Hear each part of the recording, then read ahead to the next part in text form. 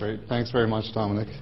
I'm feeling a little nervous here. I'm all sort of wired up. I sort of feel like if I spill my water on myself, I'm going to electrocute myself. So somebody watch out. If I start, crackling and keel over, that's what's happened. Anyways, what I'd like to do is to tell you a bit about some of the work that we're doing here in Applied Health Sciences and as part of the international network that Dominic mentioned, the interRAI network. So for today's purposes, here's what I'd like to cover in our presentation. To tell you a little bit about who interRAI is, I'll give you a website address for them later on. By the way, if you want to jot down this website on the bottom, you'll be able to see my slides if you want to review them later on. Anyway, so I'd like to give an introduction to who interRAI is, what we're all about, the kind of research that we do. Also talk about some potential in Canada for moving toward an integrated health information system. In many ways, this is sort of the holy grail that we're after for those of us who are interested in health informatics research, to find ways to make different systems across the country be able to speak to each other. And then I'd like to talk about, well, what will happen if we actually do achieve that we do have a system that's integrated? What are the new things that we're going to have to struggle with as we move into that next state of research and application in the healthcare system? The interRAI Group is a 26-country not-for-profit research network. About half of us are MDs, about half are PhDs. The MDs come from a variety of backgrounds, mainly geriatricians, internal medicine folks, psychiatrists. The PhDs are from a variety of disciplines as well. We have economists, mathematicians, social scientists, health services researchers, and so on. What's exciting about that particular blend is it allows us to tackle a broad range of issues around healthcare from a variety of different perspectives. So we have clinicians in the group who can talk to us about clinical issues, the issues that are faced on a day-to-day basis by people at the front lines, whether they're physicians or nurses or social workers.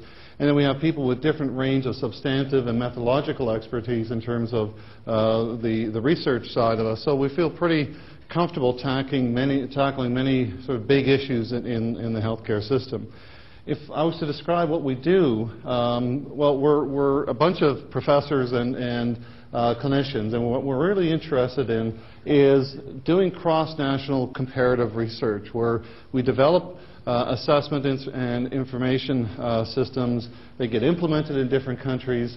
But one of the things that's quite exciting for us is that as countries implement our information systems, we get access to the data. They're anonymized to protect privacy and so on, but we do get access to data and can start to do some cross-national comparative research. And I'll show you some examples of that today. We're interested in that for two reasons. One is that there's a lot of natural policy experiments that really happen as different countries do things in different ways. We have the opportunity, by having individual level data from different countries, to learn whether there are things in that context that may apply to our own settings, how different or similar their patient populations are, and so on. And we can also use it to increase the rigor and robustness of our research. And the example that I'll give you today is one where we were able to use data from, I think it was 6 different countries, in order to validate a new decision-making algorithm that we developed for the Ontario Home Care Program.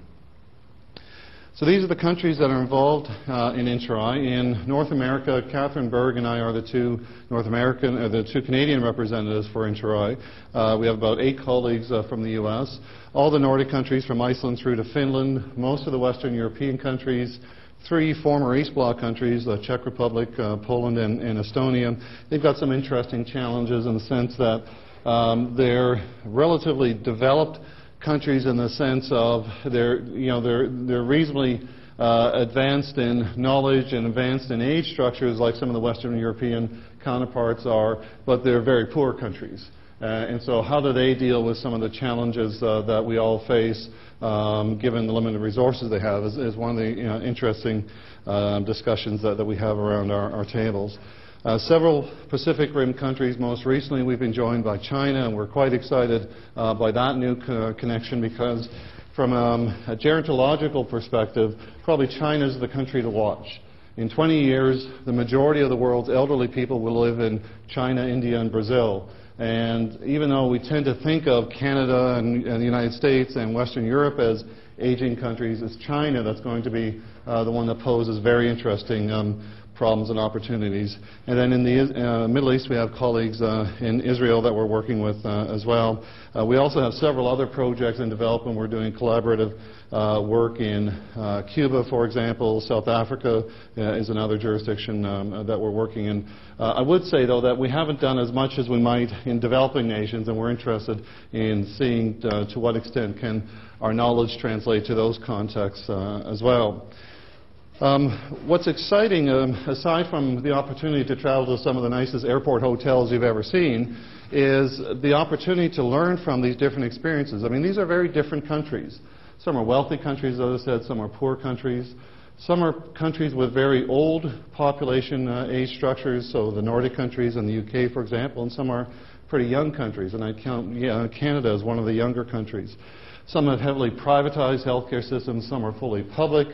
There's very different models of how the healthcare system is structured in terms of the emphasis on community-based services versus facility-based services, in terms of the nature of the relationship between physicians and other members of the clinical team. So there's a tremendous amount of diversity within these different countries, and that's an opportunity for us to be able to learn from, when the Italians provide home care services in this way, is there something that we can learn about that in terms of how we offer home care services in our country? Is what we're doing in terms of mental health services something that other jurisdictions could benefit from, and so on?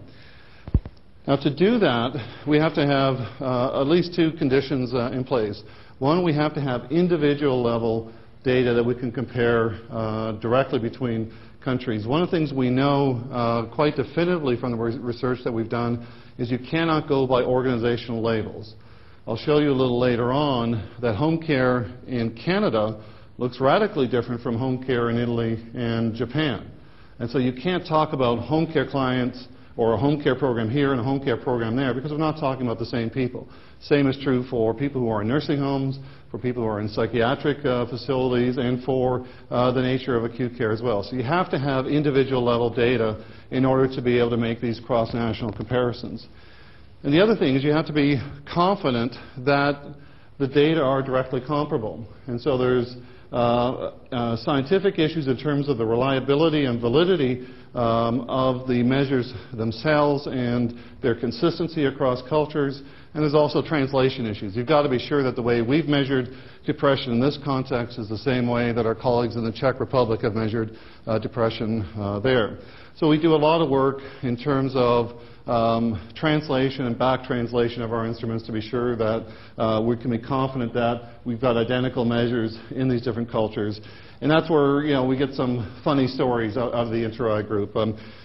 Some examples of things that happen on the way to translation were when we did our first Swedish translation of our nursing home instrument. The issue of, or the item on participates in activities programs came back, was translated into Swedish as participates in gymnastics. Now, we know that Swedes are healthier than the average Canadian, but most nursing home residents we didn't think were in gymnastics programs.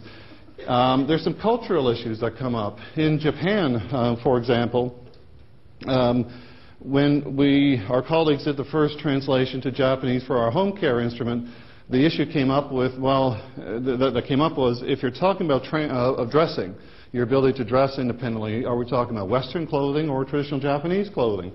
Now, the boorish North Americans in the audience thought, well, it's going to be easier to put a kimono on than, a skirt and so on, but it turns out it's much, much more complicated. And so we had to spend some time of breaking this down. What are we really talking about? And what we're talking about is your ability to have some manual dexterity to do hooks and buttons and to sort of reach around, reach your arms up and so on. So we're able to actually refine our item there by bumping into this cross-national issue.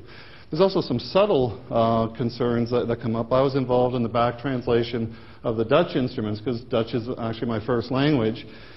And on the items around skin integrity, there's a question about surgical wounds, and it was related to pain, and the measure was, does a person have pain from a surgical wound, and the Dutch translation was pain from a cut.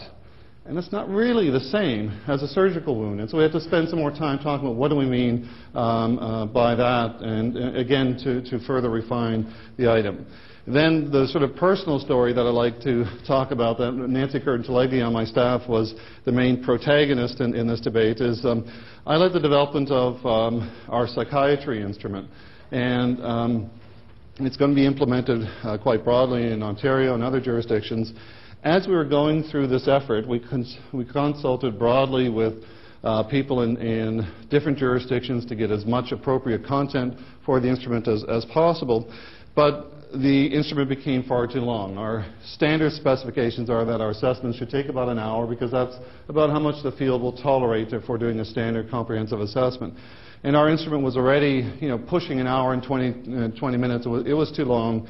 And what typically happens is you get researchers with a vested interest in a particular idea, and they want to bring things in. And at some point you have to say, well, I don't care about the researchers. I have to care about the clinicians and the decision makers who are actually doing something with the data. So the issue came up in our section on post-traumatic stress.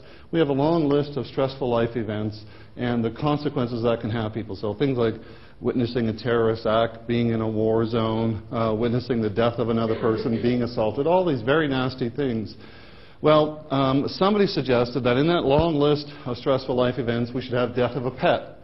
And for some reason, I just drew the line there. I was not going to let death of a pet come into this instrument. The instrument was already too long as it was. And I sort of drew on some previous research that we'd done here at the University of Waterloo, where we did a survey of people in the Waterloo region. We found there's two kinds of people. There's people who own pets, people who don't own pets. And among those who own pets, there's people who really, really like their pets, and others who take sort of a functional view of their pets. And then among those who really, really like their pets, there's those who can cope pretty well with the death of their pet, and others who, struggle with it, but not a lot get admitted to a psychiatric hospital because the budgie died. And so, I took this very hard-nosed view on things. My staff started to dislike me quite actively. I, got sort of brought out and burned in effigy, I'm sure, by some places, but I was not going to let death of a pet come into this instrument. Anyways, then our colleagues in Spain found a team of psychiatrists in Spain who were quite interested in our instrument, and they began to do the translation of our instrument into Spanish. The Galicia region is probably going to be adopting it throughout that jurisdiction, and they're quite excited about that. And they sent us a note back saying they really like the instrument. It's good in a lot of ways. They said there's not enough on mania, which was true at the time. And they felt it could be reduced in certain ways and made some suggestions. And then they also said, we'd really like an item on death of an animal. And so I had to go back to my staff and say, oh, okay, here's what happened. And Nancy on my staff was quite happy at saying, well, Hirdes was clearly wrong on this. So I was very bothered and called our Spanish colleagues and said, what's going on here? And my friend said, well, when the bull dies, it's a very bad thing. So in Spain, they've got death of a bull. There's still not death of a pet in the Canadian instruments. But what it does sort of raise is the issue of, thinking about cultural matters to be sure that you're culturally sensitive across jurisdictions, and this essential importance of being directly comparable. Because if you can't be sure that the items are measuring exactly the same thing and mean the same things, you can't do cross-national comparisons. So everything falls apart. So in fact, we spend an awful lot of time on that kind of research and developing our instruments as well. In Canada, interRAI is represented by our research group here at the RAI-HIP unit and at the Homewood Research Institute. We have a national research advisory group of researchers and clinicians from across Canada that we work with. And we do an awful lot of work with ministries of health across Canada, with professional organizations like the Ontario Hospital Association.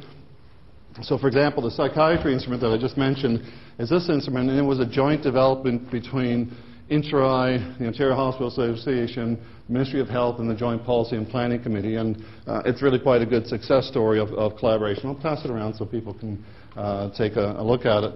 And also the flyer that we gave you at the start is from the Canadian Institute for Health Information, which is the national organization responsible for health information in Canada. And they've made our home care system part of the national home care reporting system, so it's becoming the national standard for that sector. CIHI is also making that mental health instrument part of a national mental health reporting system, and they've also got our nursing home instrument as a national standard for that sector. I'd say there's three main kinds of research that we do within the IntrRAI group. We spend a lot of time developing assessment instruments for different sectors of the healthcare system, so I'll show you some examples of that.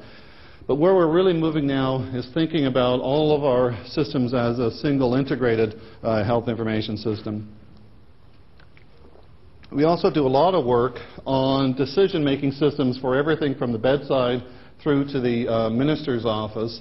And so I'll show you an example there where we developed a decision-making algorithm that can be used by case managers in home care settings, but it's also something that the government can use on a provincial basis to evaluate home care practice patterns provincially. And we do a lot of substantive research on practice patterns and policy options that face our societies.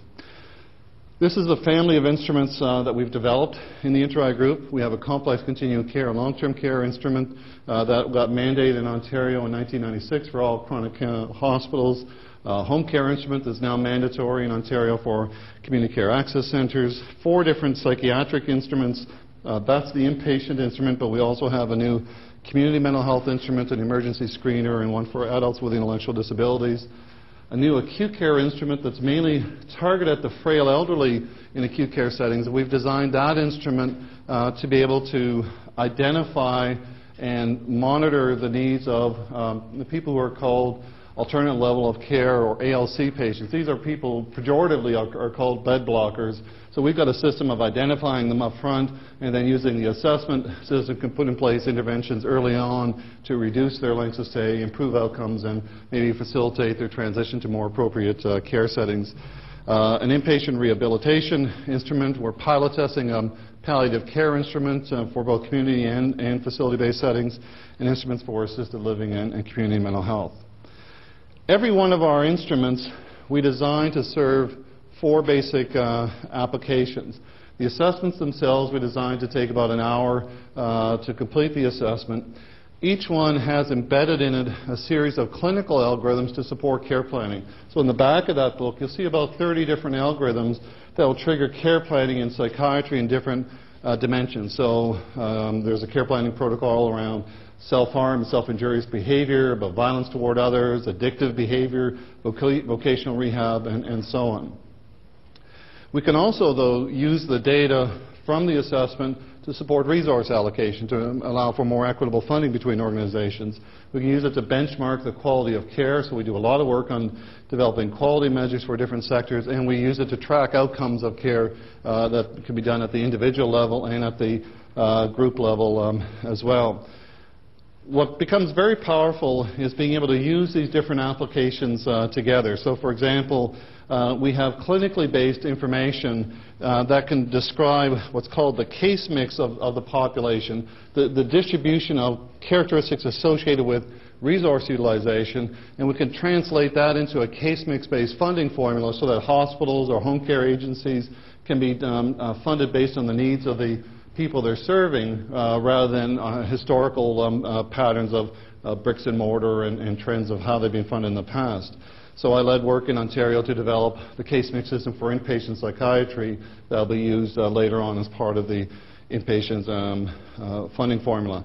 I'm going to show you an application that we developed, Jeff Poss and I, out of our program to support single point entry systems in community-based services. Now, as soon as you start to use clinical data for resource allocation, there becomes a potential problem of gaming. And gaming is where people intentionally will overstate certain clinical characteristics because they believe that will get them more money.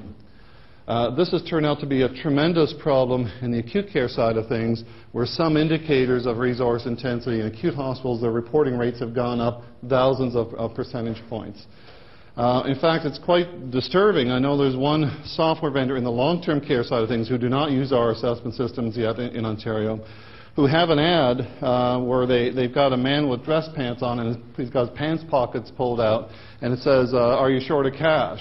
And what they do is they show the average funding levels or average case mix intensity levels under the Alberta Resident Classification System over a 5-year period for customers who don't use their product, and then at a higher level for customers who do use their product. Now, if this was the United States, I don't think the government would last very long without being sued over that ad, because what it says is that the amount of money you get isn't a function of the needs of your clients, it's a function of whose software you bought.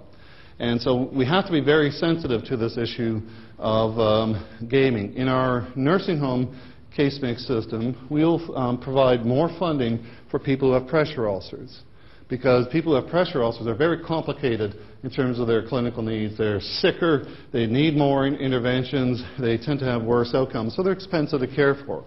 But what you don't want to have is to have somebody say, well, if I just code more people as having pressure ulcers, I'll get more money for that. And so what we do is we also do quality benchmarking on the rate of new pressure ulcers and the failure to resolve existing pressure ulcers as part of public report cards. So you might make money here by lying on this side, but on this side you're going to be held publicly accountable for a rate that stands out.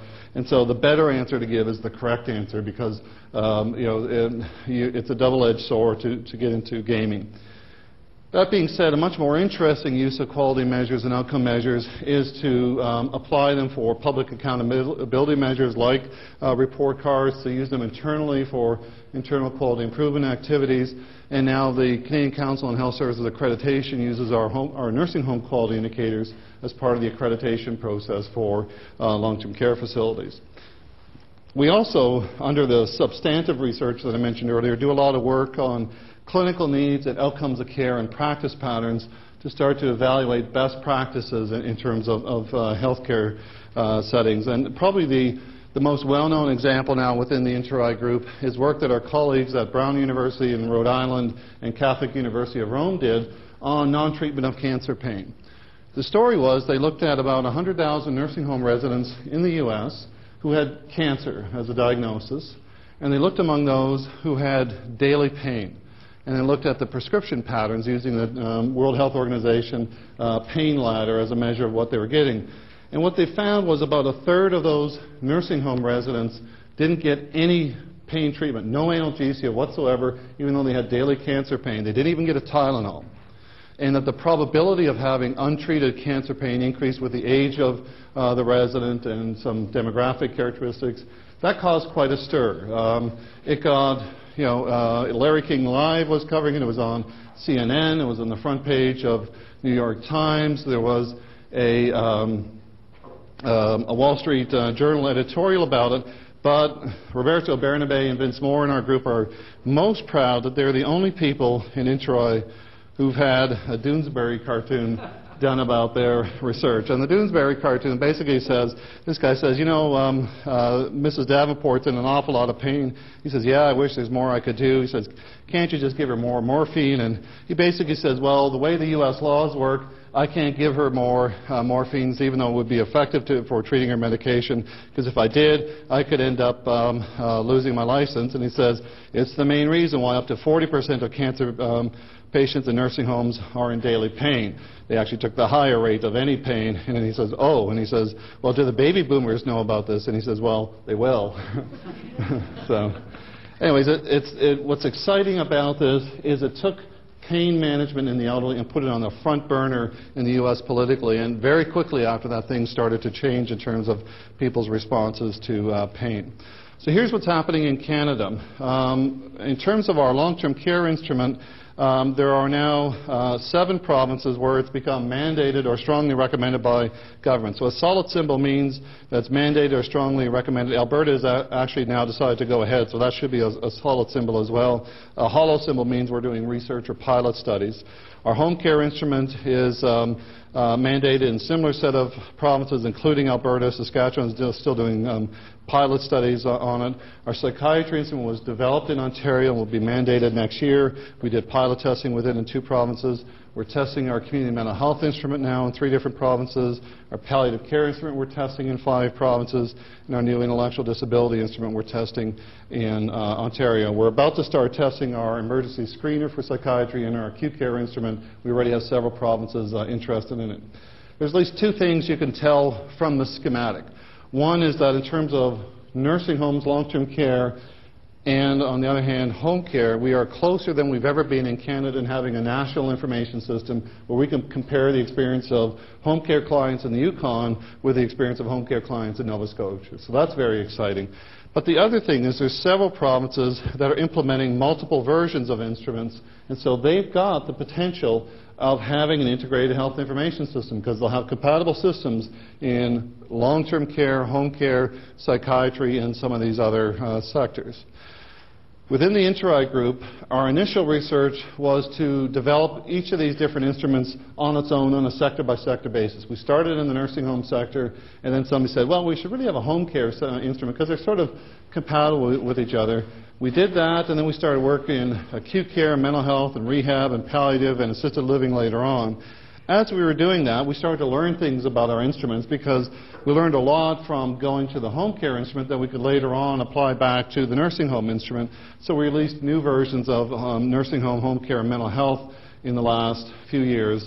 But somewhere along this way, we started to realize we should really start to think about this at the system level and really fine-tune these instruments so we're measuring things in identical fashion, set some standards about what's core content and what's specialized in different sectors. So this fall we're going to be releasing an entire new suite of all of our instruments all at once. And so new countries like New Zealand, for example, have the option of implementing multiple instruments and knowing they're going to get a very highly integrated health information system.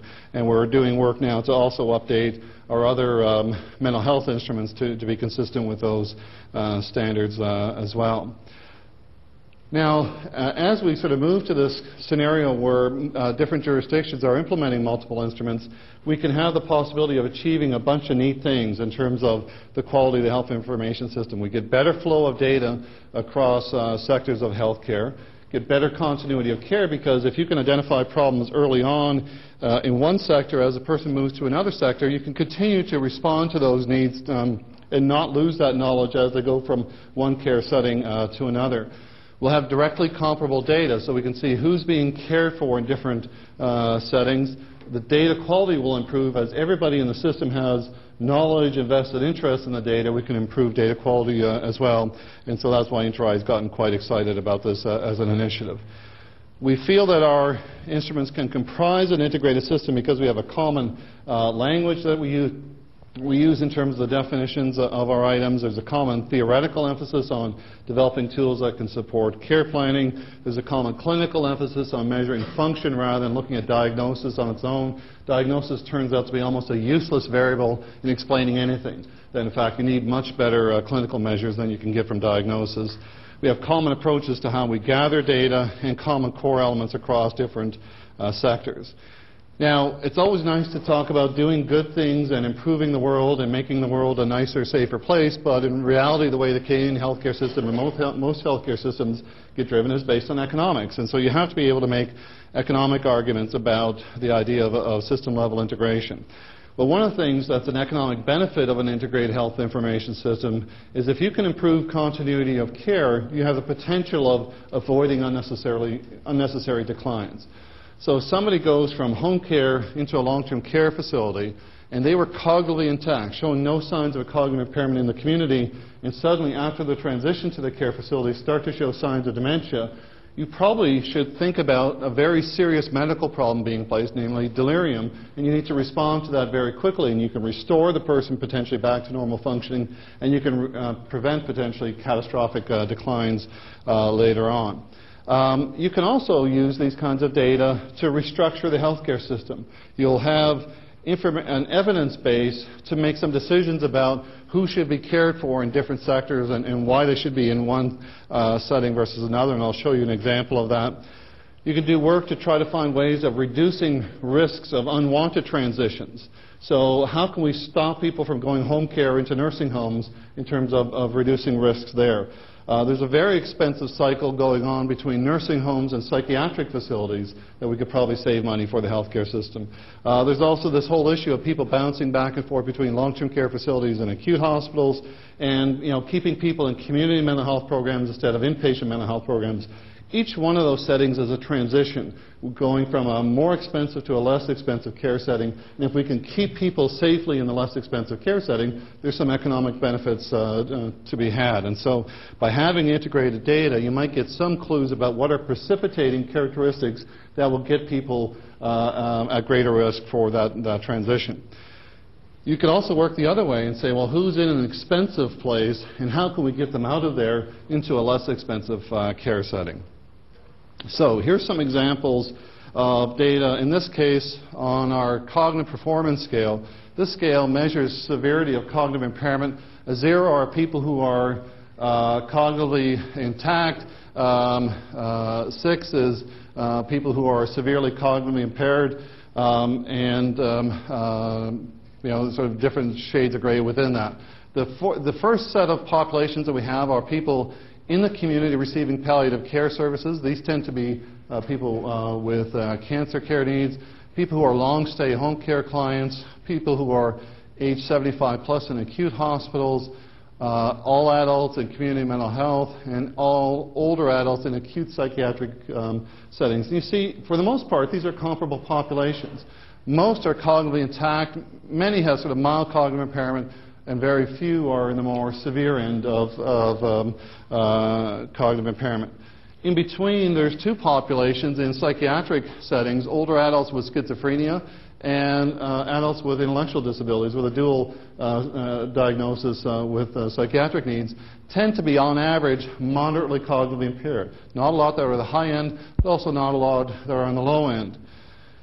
On the other end of the distribution, we have people in geriatric psychiatry units, in long-term care facilities, and in complex continuum care hospitals, where the distribution is now skewed more over to the right-hand side, and again, a different-looking population. And so here we have, on one chart, looking at the dimension of cognitive impairment, the ability to compare palliative care, home care, acute care, community mental health, inpatient psychiatry, long-term care, complex continuum care. It's not something we've been able to do in Canada before, and now we're starting to have that capability. And you'll notice that the shape of the healthcare system is that we tend to care for the most severely cognitively impaired people in institutional settings, and we tend to care for less severely cognitively impaired people in more community-oriented settings.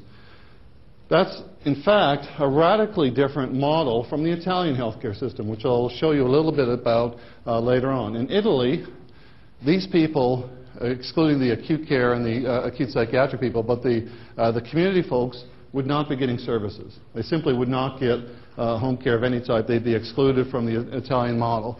These people would be in home care settings. And if these people had medical complexities, they'd be in acute hospitals. It's a very different approach to health care than we have in Canada.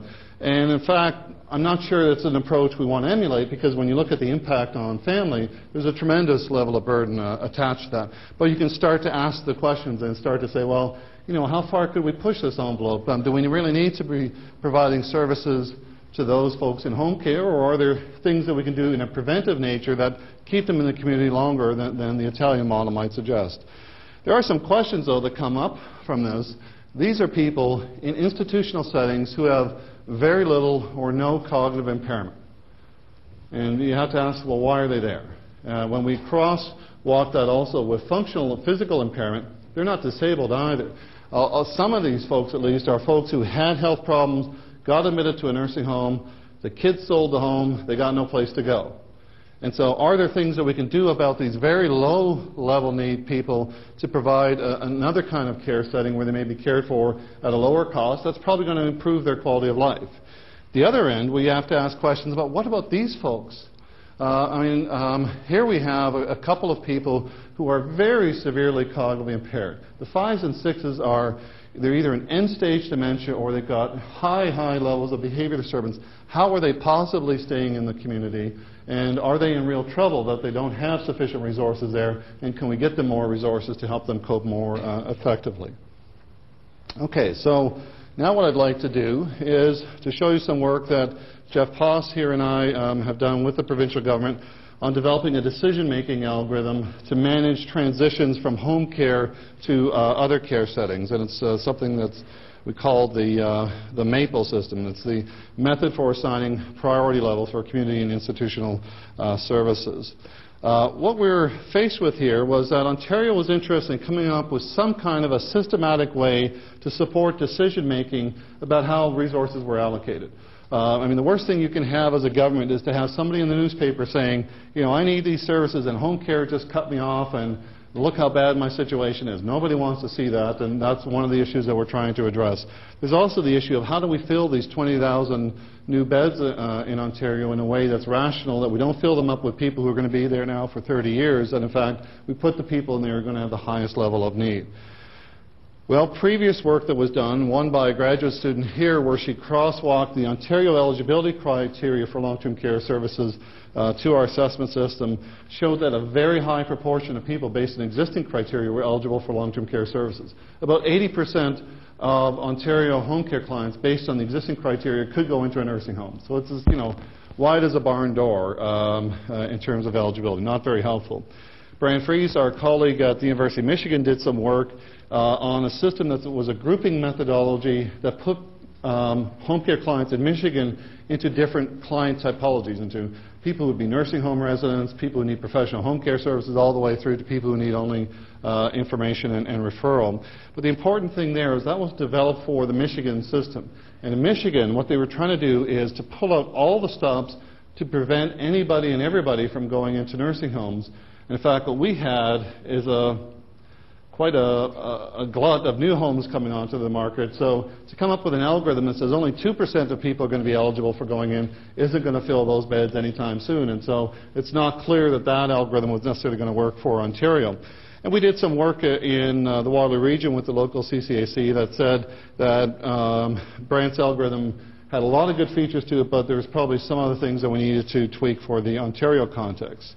So what we did is we modeled 3 different outcomes in community-based settings. We modeled people who actually went into long-term care facilities, so real institutionalization rates in Ontario. Second, we modeled caregivers who were burning out, because home care only works because families assume about 80% of the responsibility for care. And so if the family network falls apart, you're in trouble because you won't be able to maintain the person in the community. The third thing we modeled is people saying, well, you know, Jeff would actually be better off being cared for somewhere else. You know, at home at this place isn't the right care setting. So those were our 3 independent variables that we modeled. We then worked with expert panels, clinicians. We looked at the literature, looked at existing eligibility criteria to say, well, what could we draw from to predict each of those 3 different outcomes? What we ended up with was a model that was combined things like functional impairment, cognitive impairment, behavior disturbance, problems with medication management, environment problems, and so on. A series of clinical characteristics that are characteristics of the client, not characteristics of what's done to the client. We derived the algorithm using data from an Ontario sample of about 4,000 clients that we had data on, and we validated it with data from Nova Scotia, Manitoba, British Columbia, Newfoundland, 2 U.S. states, and 4 other international countries in order to see that the algorithm we came up with worked in the same way in the different settings. So again, we could not have done this without the interRAI collaboration. We use a data mining technique available in SAS that combines computer-assisted regression trees and automated interaction detection. And we initially modeled one item, and then we modeled the other items with the same algorithm. We then switched over to a logistic regression model where we simplified the models to streamline them and fine-tune them so that we were getting the same increments and odds ratios for all 3 outcomes, so we could be sure that the algorithm was working consistently for each of these different characteristics, and did a lot of interaction with clinicians and experts as we went through that modeling exercise. So this is the distribution that we got in Ontario. About a quarter were in the lowest category for MAPLE, another quarter in the mild, quarter in the moderate, and then the remaining 25% spread over the high and very high categories. Now, if we do the cross-national comparison, some interesting things come up. These are the MAPLE distributions. So these would be the people who are the lowest priority level on our algorithm. And you'll see that in Iceland, 40% of home care clients would fall into that category. In Manitoba, about 33% fall there. Sweden, about 33%. Ontario was about a quarter. And you'll see that at the very high end, only about 5% in Iceland and Manitoba were in that category. Ontario only got up to about 8%. On the other end of the distribution, you see that in Italy, Japan, the U.S. state of Georgia, and Michigan, there's almost nobody in the lower ends of the MAPLE priority levels and lots of people in the very high end of MAPLE. And so combining them all together, you can see that a home care client is not a home care client. Italian home care clients look very different from Canadian home care clients. And so again, this is why you need to have individual level data to make these comparisons. The other thing I would say is none of these distributions in these different jurisdictions are wrong. The Ontario results are not wrong. The Icelandic results are not wrong. The Italian results are not wrong. They're all reflections of value systems. So the Italians say the family's going to help you out no matter what. We're going to maximize burden on family, and then eventually the state will kick in. The Icelandic model is give a lot of care to a lot of people. A mile wide and a half an inch deep is going to be their approach. Those reflect value statements, not necessarily empirically driven choices in terms of what's the right way to provide home care. Well, in terms of replicating the MAPLE algorithm to see that it did what we wanted to do, this first of all shows the rates of institutionalization in Ontario within 90 days of the assessment. And so people who scored at the lowest MAPLE level, less than 2%, entered a nursing home within the next 90 days. The very high category, almost 18%, entered within 90 days. That's within 90 days. Now spread that out over a year, you're going to have a very high institutionalization rate for that group, probably higher than the straight addition of 4 quarters of probability. This shows the relationship between MAPLE and caregiver stress in Ontario, BC, and Nova Scotia. You see a nice consistent relationship. In every jurisdiction, the higher the MAPLE score, the higher the rate of caregiver stress. If we add in now Michigan and Italy, similar pattern again. If we look at the U.S. state of Georgia and Japan, there's an increment, but the slope's not the same. Because, in Japan, you're supposed to be able to tolerate more because you're taking care of the family. And so it's not polite to say that you're stressed out and can't continue to do more.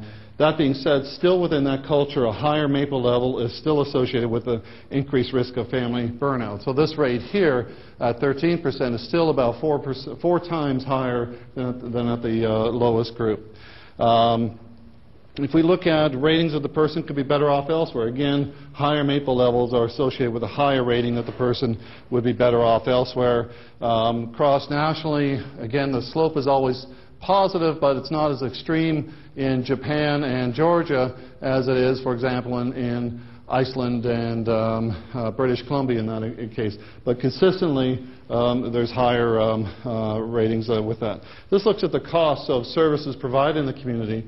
This one's interesting because there's a real level shift there, that the low and mild MAPLE levels tend to get about $100 of services provided on a weekly basis, but then there's a level shift where the moderate, very high range tends to get more community-based services on a weekly basis. This is a relationship between MAPLE and informal care time. The higher the MAPLE time, the higher the MAPLE score, the more time family members are spending providing care. So now how does that get used then in day-to-day practice and at provincial level policy decision making? Well, if I'm Jeff's case manager and I've just assessed him and found him to be at a low MAPLE level, chances are he's probably going to be getting information referral services because his needs aren't very great. He's probably in reasonably good shape. He just needs to get some more information about specific things. In some cases, there may be a need for home care, and in very, very rare cases, long-term care may be appropriate. As you move to higher MAPLE levels, you're going to see a transition to more likely recommendations for professional home care services or institutional types of care. However, the decision on what Jeff gets isn't going to be driven automatically by MAPLE. We're not creating a robotic case management system.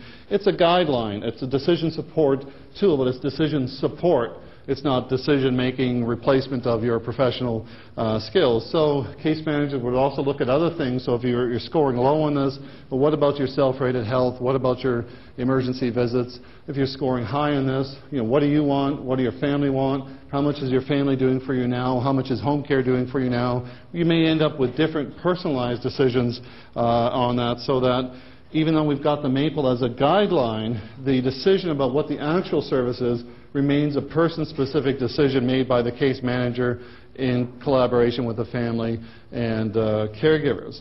So we provide some science to it, but there's still individual level responsiveness to it. But from the government's perspective, what they have is they now can, on a CCAC by CCAC basis, look at the MAPLE levels as a means of stratifying populations. And they can look at, well, what's the rate of admissions to nursing homes for people that are in the MAPLE moderate category? If everybody else is around 5% and this region is at 15%, why are they sending people to nursing homes at such a higher rate when we know we're talking about apples to apples across these different settings? Or if we find that in all regions the rates of a nursing home admission for the MAPLE high level is about 20%, but in one region it's 10%, what can we learn from that region that might be a practice pattern that we could benefit from elsewhere in the province? So what we ended up then is a scientifically based, needs-based approach to prioritizing access to both community and facility-based services. We felt it was still something that could be used on a personal basis to provide care decision, but could be used at an aggregate level as a policy tool to monitor decision-making in the healthcare system. Okay, so let's sort of think about now moving on to what does all this mean for having an integrated system in place. It's quite exciting in the sense that as we make this move now from sector-specific thinking about healthcare to system-level thinking, we could probably have a bigger impact on solving what's going wrong in the healthcare system. But now we also have more complicated challenges. In some sense, it's easy to say, okay, we're going to choose nursing homes and we're going to put a system in place and we're going to change the way nursing home care is being provided. At a system level, though, you've got to change multiple systems all at once. It's a much bigger, much more complicated challenge to have to face, and there's all kinds of new problems that come up. One are technical issues. There's matters of data standards to be sure that things are measured in the same way across settings, and that's what we're trying to do in the RAI Group. There's also the reality of multiple platform environments. So there's all kinds of computing systems out there, from fairly advanced systems to 286s in nursing homes in Northern Ontario. There's clinical issues about, well, what do we do with data as people move from one setting to another? Can we just take the last assessment and fill out the new assessment? The answer is probably no, because people change and therefore the reassessment does have to happen. There's the possibility of starting to use data longitudinally in clinical practice and not just thinking about what's the person's characteristics now, but to think about their characteristics over time may give new clinical insights that we hadn't seen before. Lots of ethical issues around privacy concerns, and those are being handled reasonably well. There's educational matters of, how do we standardize the knowledge of clinicians across different care settings so that home care staff speak the same language as psychiatric staff, acute hospital staff, and long-term care facility staff. A more interesting challenge, I think, because in some ways it's a fairly straightforward educational exercise. There's a bigger problem of numeracy and data visualization in clinicians. Clinicians tend to hate numbers. They hate computers. They hate numbers. They can't think of person-specific terms and then think about how a number translates to that. And they have a hard enough time reading one table with statistics on it, let alone thinking about somebody changing longitudinally in multiple domains. And so there's a lot of work that has to happen on that side of things.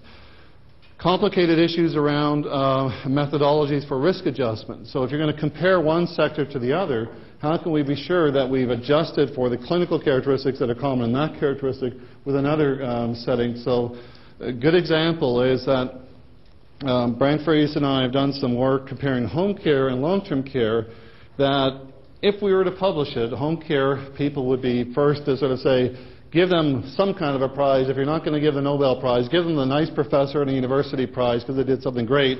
Because what we found is that people in home care tend to have better outcomes than their counterparts in long-term care. So when we match people on a series of clinical characteristics, they seem to do better in home care than they do if they're in a nursing home. But what we do not know is, have we done enough on risk adjustment? Is there some unknown, unmeasured characteristic that is in fact different, that explains that difference in outcome? So we're still arguing about it. It's going to be a while before we get the nice guy prize from the Home Care Association. And then there's sort of policy issues. Do we want to move to a health system level case mix system? Right now, nursing homes are funded in Ontario under the Alberta Resident Classification System. Chronic hospitals under the RUG-3 system that Brian Fries developed. Psychiatry will be funded under the system for classification of inpatient psychiatry that I developed. And acute hospitals are going to be funded under the case mix groups, or CMGs. Do we want to say, forget all that, have one case mix system for the healthcare system? And the answer is probably it's going to be very difficult to do and may not make a lot of sense. Similarly, there's lots of challenges in terms of talking about quality across all sectors of the case mix system. It's hard enough to deal with risk adjustment issues within a sector, let alone across sectors. So, a couple of decades worth of research still to be done to solve some of these new problems. That's the interRAI website, and be happy to take any questions now, or if you have emails that you'd like to send me later on, be happy to chat that way as well. So thanks for your attention.